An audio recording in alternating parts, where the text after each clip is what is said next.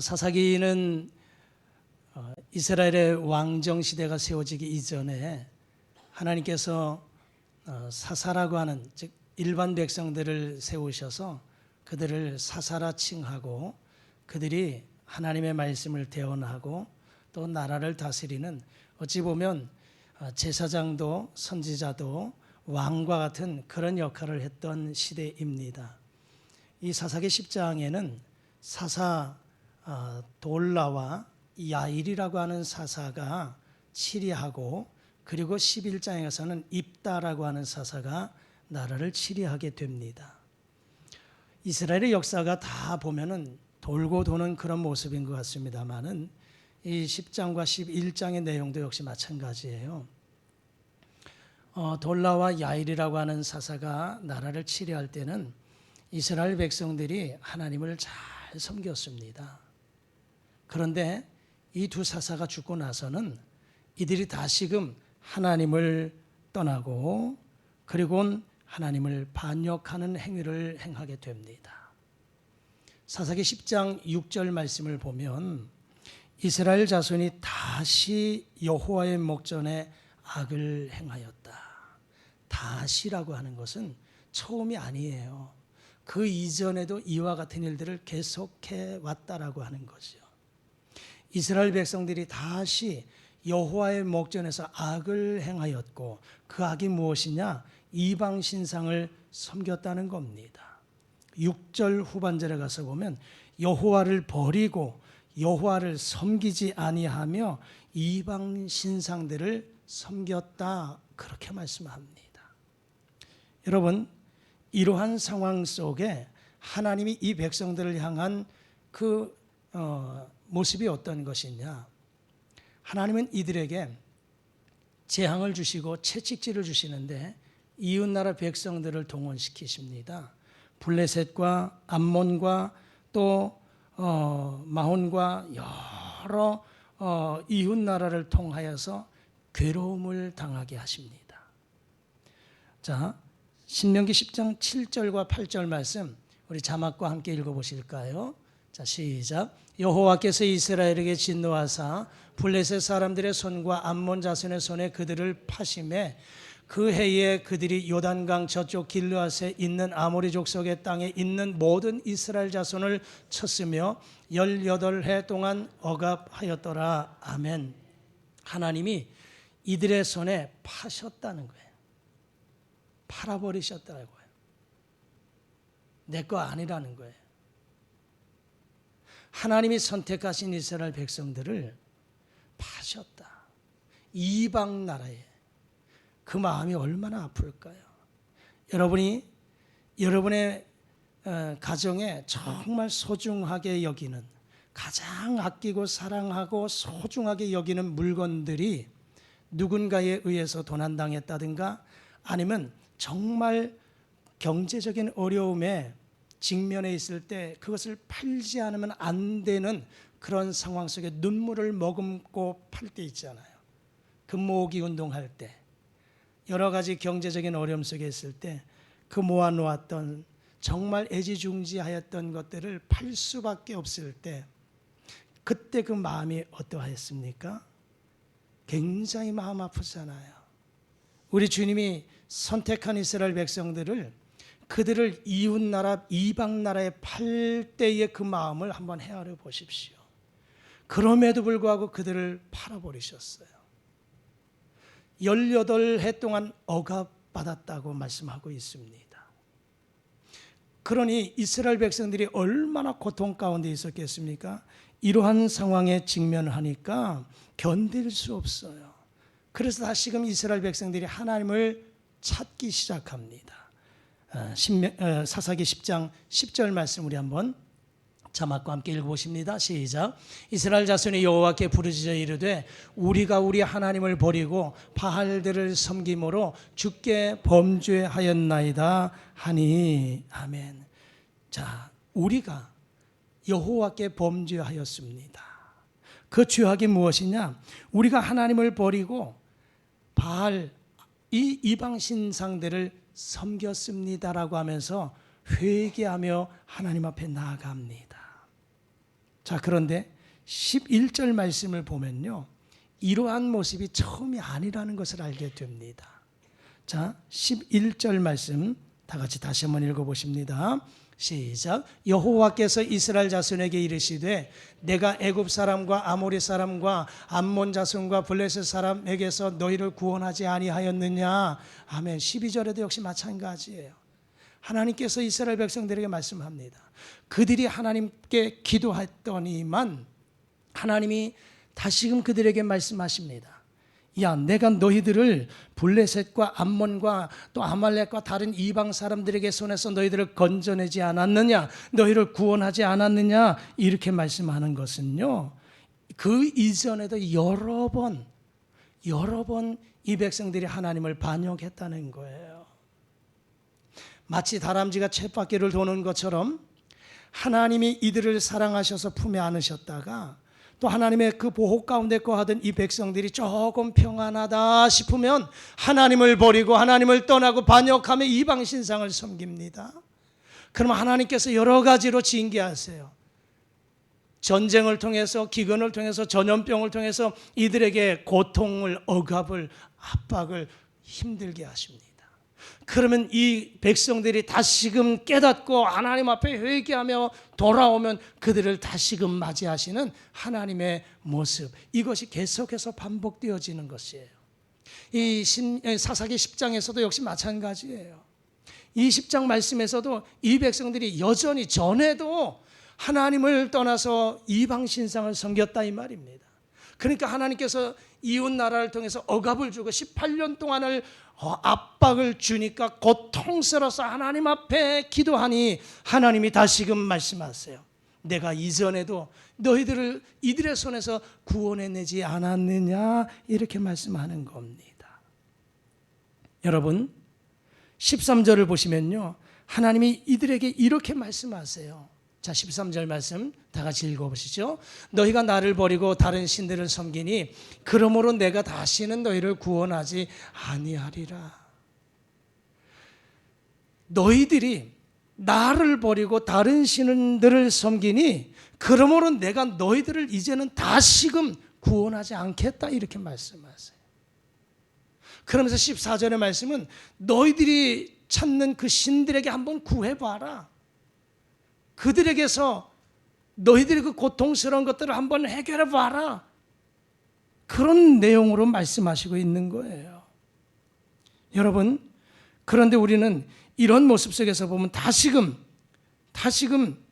이스라엘 백성들의 배역과 불신앙과 불순종에 대해서 하나님께서 아주 무섭게 말씀하시지만, 그러나 이 말씀을 가만히 생각해 보면요, 문자적으로 해석해 보면 내가 다시는 너희들을 구원하지 않겠다, 내가 다시는 너희들의 기도를 듣지 않겠다, 내가 다시는 너희들과 함께하지 않겠다, 내가 너희를 완전히 버리겠다, 이런 말씀이 아니라는 거예요. 그럼에도 불구하고 때로는 하나님이 이렇게 징치하시지만, 이렇게 이들을 고통스럽게 하시지만, 그러나 이들을 완전히 버리시지 않으셨다. 그 내용을 우리는 11장에 가서 보면 하나님이 다시금 입다라고 하는 사사를 세우셔서 다시금 이들을 회복시키시는 이 모습을 본다 이 말입니다. 그렇다면 우리는 이 말씀 속에서 우리에게 주시는 교훈이 어떠한 것인가를 한 몇 가지 생각해 보려고 합니다. 첫 번째는요, 하나님은 끊임없이 응답하고 계시는 분이시다. 할렐루야. 하나님은 끊임없이 여전히 우리의 기도를 들으시고 응답하시는 하나님이시다 하는 것입니다. 여러분, 우리는 이 말씀 속에 아주 놀라운 메시지가 숨어 있는 것을 발견하게 되는 거예요. 이미 말씀드렸던 것처럼 11절에서 14절까지 말씀을 보면 이스라엘 백성들이 하나님 앞에 부르짖을 때 하나님이 응답하셨습니다. 응답하셨어요. 이스라엘 백성들은 하나님을 버리고 이방 신들을 섬기는 일로 인해서 하나님께서 그들을 구원하지 않겠다고 선언하셨지만 그것이 아니라 이 말이에요.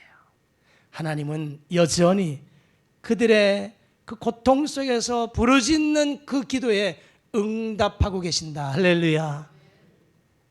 여기에서 진리를 발견할 수 있어요. 하나님은 오늘도 끊임없이 우리의 부르짖고 간구하는 것에 응답하고 계시는 하나님이시다. 만약에 진정 이 13절에 있는 말씀처럼 내가 너희들을 구원하지 않겠다라고 하시는 이 말씀을 그대로 액면대로 해석해 본다면, 하나님이 진정 그 마음이라면 이 백성들이 아무리 부르짖어도 응답하지 아니하시는, 반응하지 아니하시는, 무관심으로 일관하시는 하나님이십니다. 여러분, 우리 인간관계 속에서도 그렇잖아요. 이 사랑의 반대가 무관심이잖아요. 사랑하니까 그에게 관심을 가지고, 때로는 사랑하니까 싫은 소리도 하게 되지요. 하지만 그를 사랑하지 않으면 무관심해 버려요. 그가 어떠한 말을 하든 어떠한 행동을 하든, 추운가 봅니다. 예, 그죠? 추우신가 봐요? 아니에요? 예. 어떠한 행동을 하든 반응을 보이지 않는 거예요. 이게 굉장히 무서운 거예요. 부부관계 속에서도 아내나 남편이 나에게 어떤 이야기를 하는데, 어떠한 것을 요구하는데 아무것도 반응하지 않을 때, 무관심으로 일관할 때 제일 무서운 거예요. 그와 같이 하나님께서, 하나님이 선택하신 이스라엘 백성들, 그들에게 징치하셨어요. 괴로움과 고통 속에서 하나님 앞에 기도합니다. 그러면 그들을 버리셨다면 반응을 보이지 않으셔야 되잖아요. 아무런 대꾸도 하지 않고 무관심으로 일관하면 되잖아요. 그런데 아니에요. 이 본문 말씀뿐만 아니라 이스라엘의 역사를 읽어보면 계속해서 하나님은 반응하고 있다는 거예요. 이 백성들이 계속해서 하나님을 떠나도, 하나님을 반역해도, 하나님을 배반하고 다른 신을 섬겨도, 그래서 그들을 징치하지만 그 고통 속에서 하나님 앞에 울부짖고 기도하고 회개하면 하나님은 여전히 그들을 향하여 반응을 보이시는 좋으신 하나님이신 줄 믿습니다. 여러분, 오늘 우리들의 모습도 역시 마찬가지예요. 하나님께서 우리에게 때로는 혼을 내세요. 잘못했다고 때로는 채찍질 하시지만, 그럼에도 불구하고 계속해서 저와 여러분들을 향한 그 하나님의 사랑은 놓지 않고 계시는 하나님.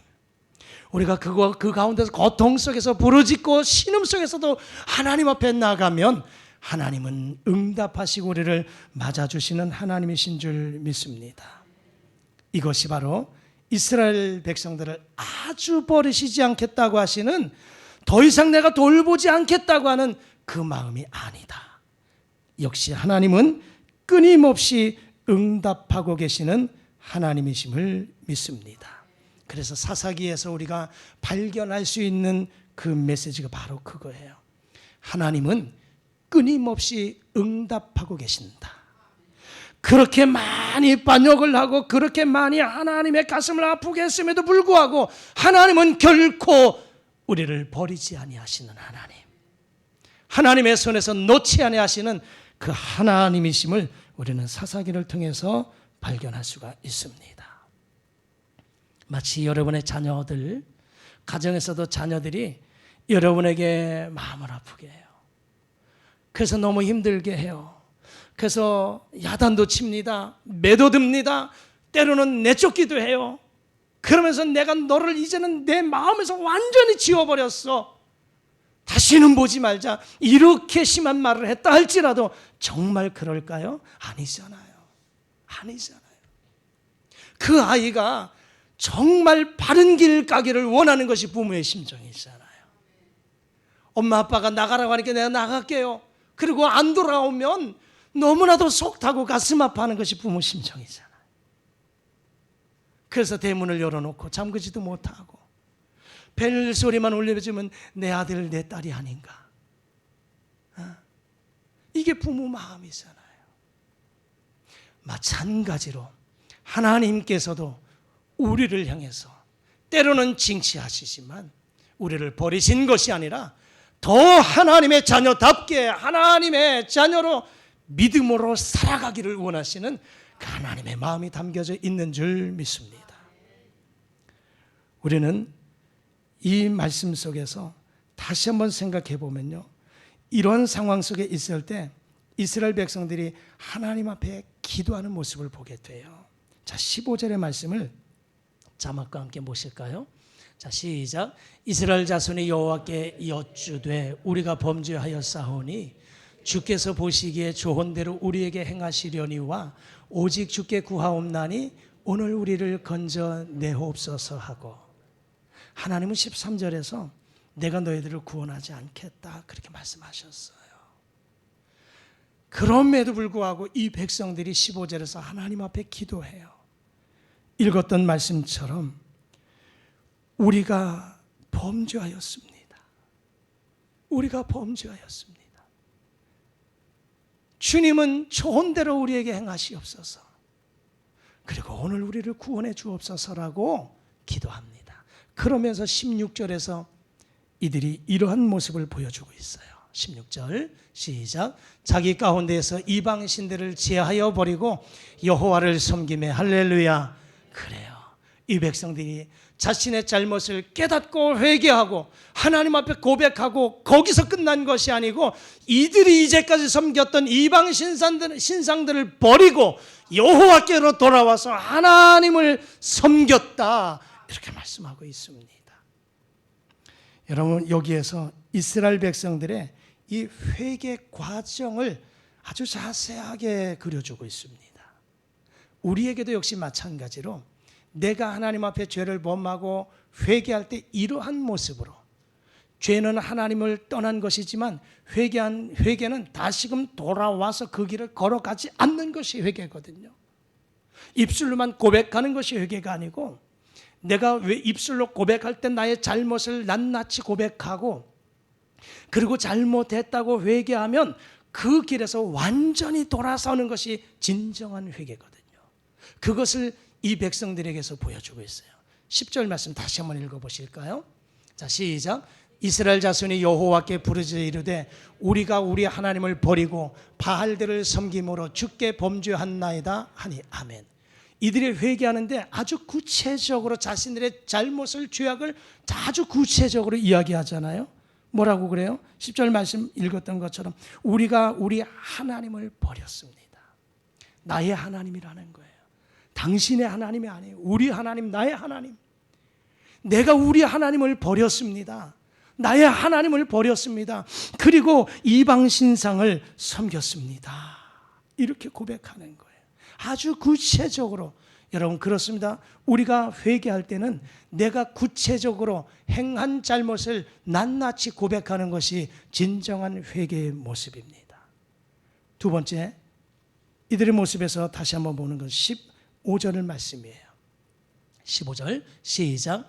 이스라엘 자손이 여호와께 여쭈되 우리가 범죄하였사오니 주께서 보시기에 좋은 대로 우리에게 행하시려니와 오직 주께 구하옵나니 오늘 우리를 건져내옵소서 하고, 15절에선 어떻게 해요?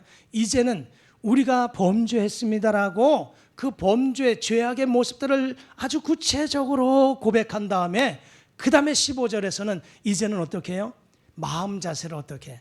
이제는 주님께서 보시기에 좋은 대로 우리에게 행하십시오. 이거는 하나님이 처단을 내리시는 데는 내가 행하겠습니다.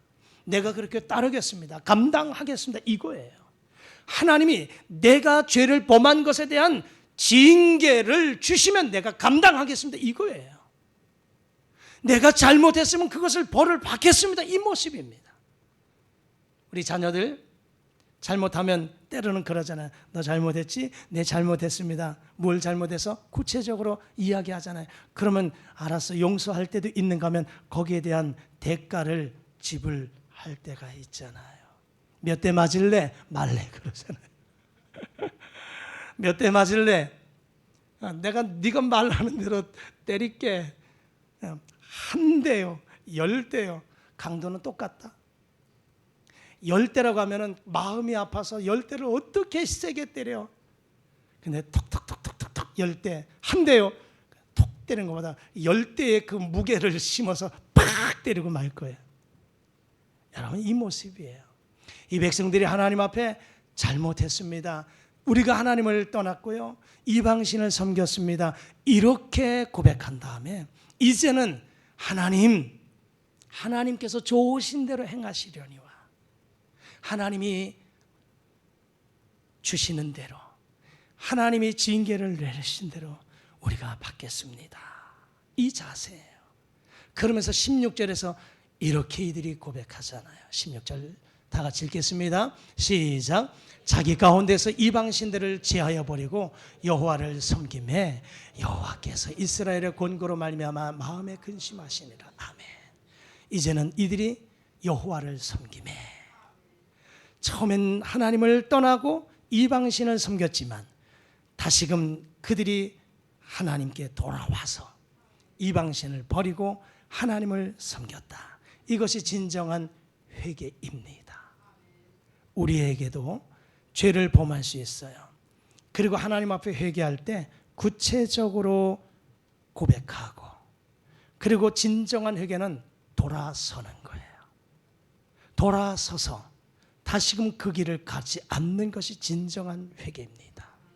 내가 죄를 고백하고 그리고 용서받았다 생각하고 다시 그 길을 걸어가면 이건 진정한 회개가 아닙니다. 완전히 새로운 그 길, 옛날 모든 옛생활을 청산하고 오직 주님 원하시는 그 길 걸어가는 것이 진정한 회개입니다. 두 번째, 우리는 이 말씀 속에서 교훈을 주시는 것이 무엇이냐? 하나님 어떠한 분이시냐? 우리의 염려를, 우리의 모든 삶을 돌아보시고 우리를 버리시지 않는 하나님이시다. 할렐루야. 우리의 염려를 돌아보시는 하나님, 우리의 삶을 돌아보시는 하나님, 그리고 우리를 버리지 아니하시는 하나님이시라는 거죠. 자, 16절 말씀 다시 한번 읽어보실까요? 시작. 여호와께서 이스라엘의 권고로 말미암아 마음에 근심하시니라. 아멘. 하나님이 이스라엘의 이 백성들의 권고로 말미암아 지금 이들이 억압받고 고통당하는 것을 우리 하나님이 보셨어요. 하나님 아셨어요. 근데 마음에 근심하셨다는 거예요. 여기 근심이라고 하는 것은 카차르라고 하는 단어를 써요. 이것은요, 견디지 못한다, 이런 뜻을 가지고 있어요. 여러분, 우리 근심, 염려, 걱정, 근심하면 정말 견디지 못하잖아요. 그 모습이에요. 지금 우리 하나님의 마음이 어떠한 마음이냐면 이스라엘 백성들의 이 권고, 억압받고 힘들어하는 이 모습들, 이 모습으로 인해서 힘들어하고 있는 이 모습을 하나님이 보시고 근심하셨다, 견딜 수 없었다는 거예요. 결국은 이들을 돌아보시고 이들을 버리지 않는 하나님의 모습을 말씀해 주고 있는 거예요. 오늘 우리도 역시 마찬가지입니다. 하나님은 저와 여러분의 삶의 모습 속에 여러 가지 염려와 걱정과 불안과 근심의 거리 하나님은 아십니다. 그리고 돌아보십니다. 우리의 삶의 모든 전체를 돌아보십니다. 그리고 우리를 버리지 아니하시는 하나님이심을 믿으시기를 바랍니다. 그러기에 10장으로 끝난다면 이들에겐 희망이 없지만, 그러나 사사기 11장에서 다시금 하나님은 사사 입다를 세우셔서 이 백성들을 다시금 회복시키시는 하나님의 모습을 보여주고 있다라고 하는 것입니다. 그렇습니다. 여러분, 하나님은 오늘도 우리의 모든 삶을 돌아보시고 하나님은 우리의 모든 염려와 걱정, 근심을 아시고 그리고 영원토록 떠나지 아니하시고 버리지 아니하시는 하나님이심을 믿으시고 그 하나님 바라보며 믿음으로 나아갈 수 있기를 주의 이름으로 축복합니다. 하나님은 우리에게 이렇게 말씀하세요. 베드로전서 5장 7절 말씀. 자막 시작. 너희 염려를 다 주께 맡기라. 이는 그가 너희를 돌보심이라. 너희 염려를 다 주께 맡기면 하나님이 그 모든 것들을 돌아보시고 해결해 주시겠다고 말씀하십니다. 여호수아 1장 9절 말씀 자막 시작. 내가 내게 명령한 것이 아니냐. 강하고 담대하라. 두려워하지 말며 놀라지 말라. 내가 어디로 가든지 내 하나님 여호와가 너와 함께 하느니라 하시니라. 아멘. 예수님께서도 마태복음 20장 18절에서 이렇게 말씀하십니다. 마태복음 28장 20절에서 말씀하십니다. 자막 시작. 내가 너희에게 분부한 모든 것을 가르쳐 지키게 하라. 볼지어다 내가 세상 끝날까지 너희와 항상 함께 있으리라. 아멘. 그렇습니다. 염려, 걱정, 불안, 근심이 있다 할지라도 염려하지 마십시오. 하나님은 다 아십니다. 돌보고 계십니다. 그 하나님 앞에 맡기십시오. 강하고 담대함으로 믿음을 가지고 나가십시오. 내가 너와 함께 하리라. 내가 영원까지, 영원토록 함께 하겠다고 말씀합니다. 그러면 이제는 우리가 해야 할 일들이 있습니다.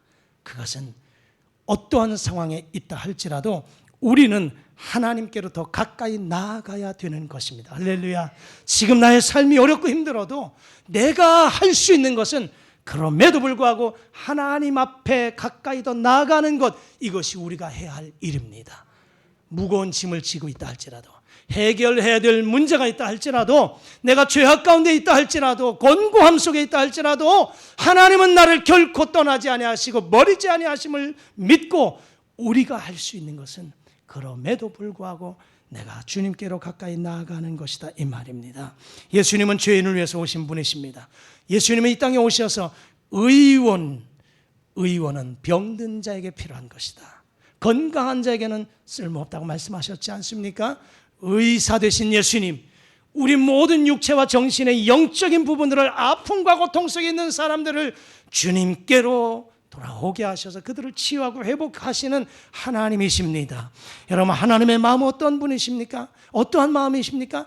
마치 탕자가 다시금 아버지께로 돌아오기를 기다리고 있는 그 마음과 같이 아버지 하나님의 마음은 그렇습니다.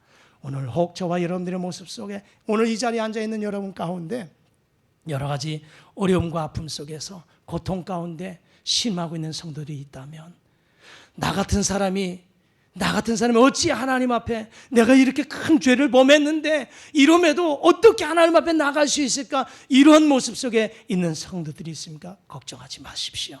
두려워하지 마십시오. 여러분, 그 모든 것들 다 하나님 앞에 맡기십시오. 하나님, 저는 죄인입니다.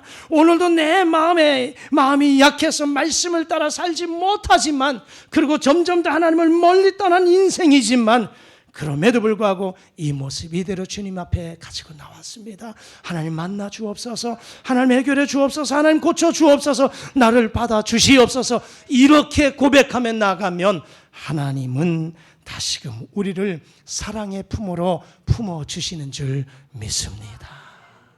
오늘도 그 하나님의 놀라운 은혜와 사랑 가운데 안기셔서 참된 안식과 쉼을 경험하실 수 있기를 주의 이름으로 축복합니다.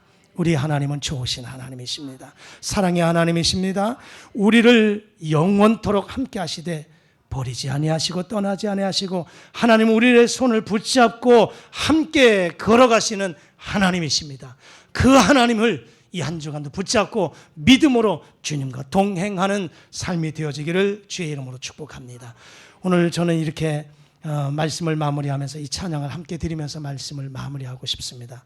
하나님께로 더 가까이, 이 찬양을 한번 불러보시면서 정말 나의 남은 여생 하나님 앞에 가까이 나가기를 소망합니다. 고통 가운데 계신 주님, 변함없는 주님의 그 크신 사랑, 그 영원토록 주님만 바라보며 주님께 가까이 나가겠습니다. 이렇게 고백하며 이 찬양으로 함께 나가기를 원합니다. 예, 찬양 한번 하시죠.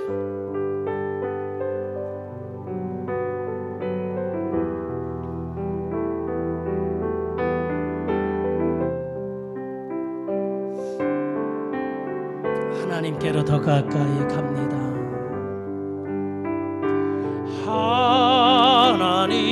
하나님께로 더 가까이 갑니다. 고통 가운데 계신 주님,